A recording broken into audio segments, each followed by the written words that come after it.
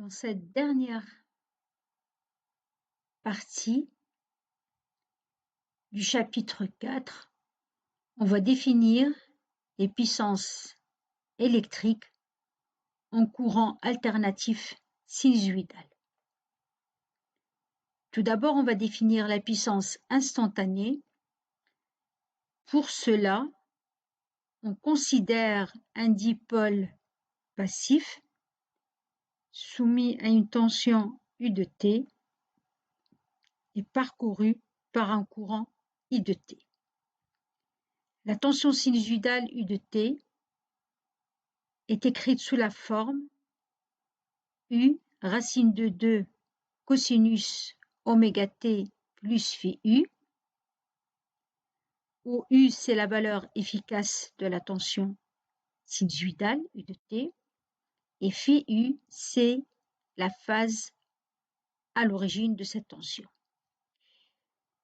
Le courant sinusoïdal I de T peut être écrit sous la forme I racine de 2 cosinus oméga T plus phi I, où I est la valeur efficace du courant I de T et phi I la phase à l'origine de ce courant. On note phi égale à phi U moins phi I, le déphasage entre la tension U de T et le courant I de T. On définit la puissance instantanée P de T par la relation P de T égale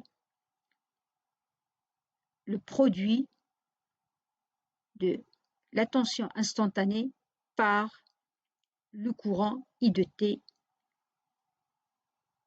sinusoïdal.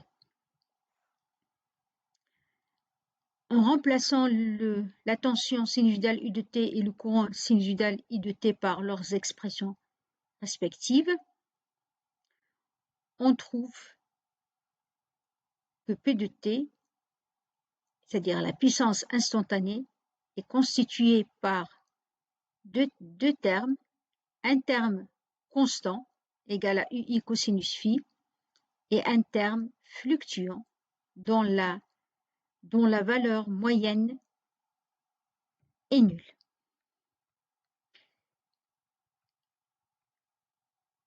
On va définir la puissance moyenne ou la puissance active, qui est la moyenne sur une période de la puissance instantanée. Et on trouve qu'elle est égale à UI cosinus phi. Elle s'exprime dans le système MKSA en watts et le cosinus phi qui apparaît dans cette expression, dans l'expression de la puissance moyenne, c'est ce qu'on appelle le facteur de puissance. Il est égal au rapport de la puissance active sur le produit UI, le produit des valeurs efficaces de la tension et du courant. Ce produit UI, il a la dimension d'une puissance qu'on appelle la puissance apparente et qui s'exprime en volts ampères.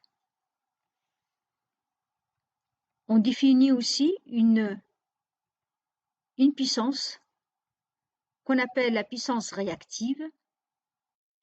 C'est une puissance notée P indice R et qui est définie par la relation P indice R est égal à UI sinus phi. Cette puissance s'exprime dans le système MKSA en ampères réactive, c'est-à-dire VAR, et la dernière puissance à définir, c'est ce qu'on appelle la puissance complexe, notée P bar. Elle est définie par la relation P bar égale n demi de U bar, I bar étoile, où U bar, c'est l'amplitude complexe de U bar de T,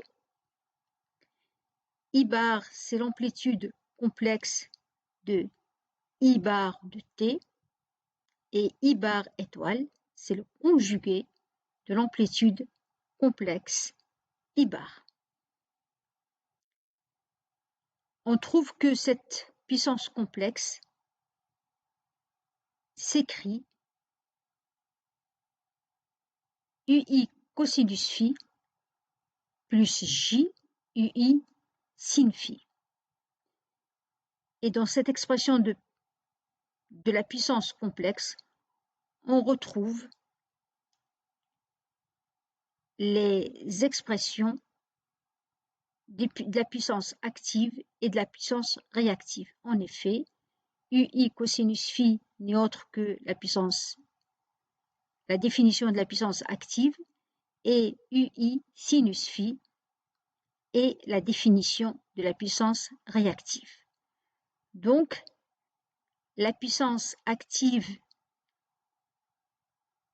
apparaît comme la partie réelle de la puissance complexe, et la puissance réactive est la partie imaginaire de cette puissance complexe. Maintenant, si le dipôle considéré a une impédance complexe Z bar qui s'écrit R plus Gx, où R c'est la partie réelle de l'impédance complexe et X sa partie imaginaire, en utilisant la loi d'Ohm en notation complexe, U bar égale à Z bar I bar, on trouve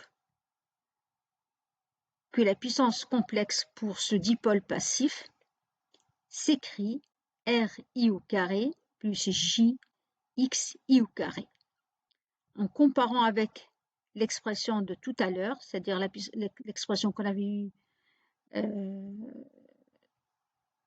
de P de la puissance complexe, on remarque que RI au carré est égal, donc n'est autre que la puissance active, et XI au carré n'est autre que la puissance réactive de ce dipôle. Et on remarque aussi que PA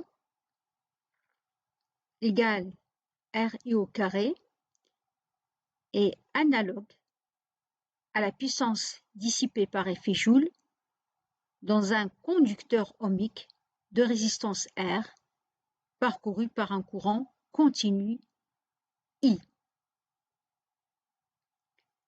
Et la puissance réactive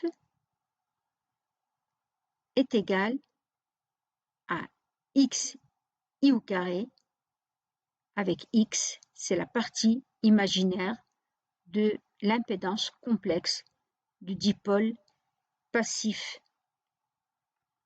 considéré. Alors dans ce tableau, on a mis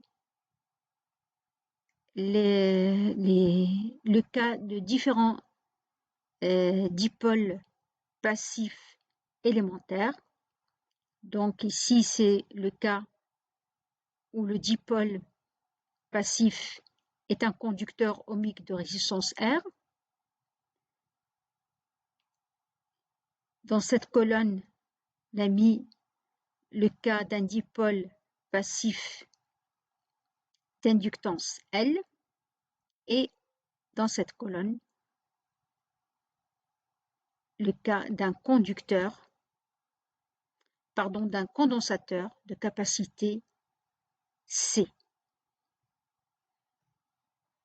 Et on a écrit les lois d'Ohm, les impédances, les relations entre les valeurs efficaces, c'est-à-dire la loi d'Ohm, entre les valeurs efficaces, les puissances actives et réactives dans le cas de chaque dipôle passif élémentaire, Et on termine ici avec ce qu'on appelle le théorème de Bouchereau.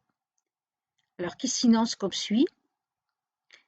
Ce théorème de Bouchereau dit que les puissances actives et réactives pour un groupement de dipôles passifs sont respectivement égales à la somme des puissances actives et réactives pour chaque élément du groupement. C'est-à-dire que la puissance active totale d'un groupement de dipôles est égale à la somme des puissances actives de chaque élément constituant le groupement. De même, la puissance réactive totale du groupement est égale à la somme des puissances réactives pour chaque élément constituant le groupement de dipôles passifs.